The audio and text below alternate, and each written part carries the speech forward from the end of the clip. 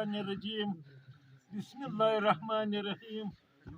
زه د افسرانو شکریه ادا کوم، د حفیظ الله صاحب، د ډي سي صاحب، د تحصیلدار صاحب او د قدس ویژنجو د زمرک زه دا شکریه ادا کوم چې دوی ملک شوکت ته دا وړه ورکړي دي. د خلکو دغه حال دی چې په خلکو یوه وال تیلی نه رسي، خلک د لوږې مري.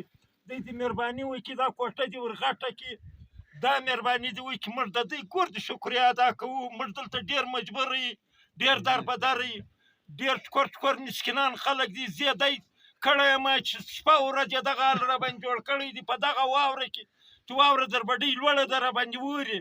دوی دې مهرباني وکړي وړه دې ورکړي، خوراکي شیان دې ورکړي. موږ نه سیاست کوو، نه دا سیاست شی دی، نه اجدانو موږ دا د ووټ دپاره کوو. دا موږ د الله د رضا دپاره که دغه افسران کوي هم دې الله آباد کړي، خدای دې آباد کړي. چې دوی دا همت کوي د ملک شوکت سره دی راوړي دا مسکینان لره. موږ د سیاست لپاره دا شی نه کوو. اعوذ بالله من الشیطان الرجیم بسم الله الرحمن الرحیم. یارانو دوستانو، دا کم غریبان مسکینان خلک چې راغلي دي، موږ د ملک شوکت ډېره شکریه ادا کوو چې په دا باران په دا حال کې موږ له یو وچ وړه راواستي. موږ ډېر در په در خاک په سر زموږ په حالات یو الله خبر دی. موږ در په در خاک په سر که دا ملک شوکت نه وي موږ به له لوږې مړه وو.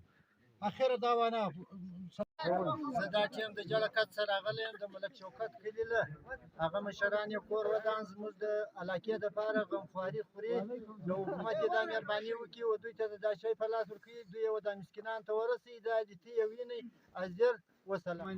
نن موږ دلته په توبه کاکړي کې پر ملک جلال چک پوسټ پر دا ځای باندې موږ ته زموږ د فوډ افسران قدس ویژنجو صاحب اور زمرک وزیر خوراک اور نور عملہ ڈی سی صاحب شین حفیظ الله صاحب اور نور د فوډ افسران بخچي تحصیلدار زه د دا شکریه ادا کوم.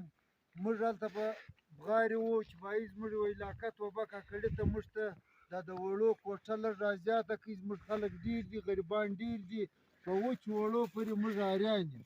خو نن دا د افسوس خبره وي خلک راولاړ شي دا پر سیاسي شکل باندې متنازع کړي.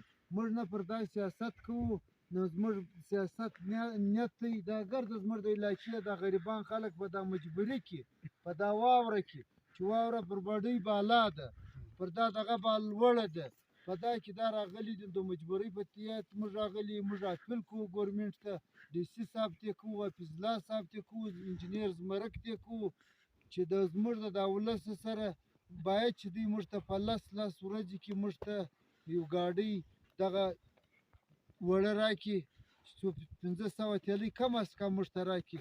موږ د خلکو تقریبا دا 100 کوره دي، پر دا 200 کورو باندې دوی موږ ته 200 تیلۍ راکړي. هغه دا واورېدي چې لارې بندې شوې، بیا زموږ یو وسایل نشته. کور ودان مهرباني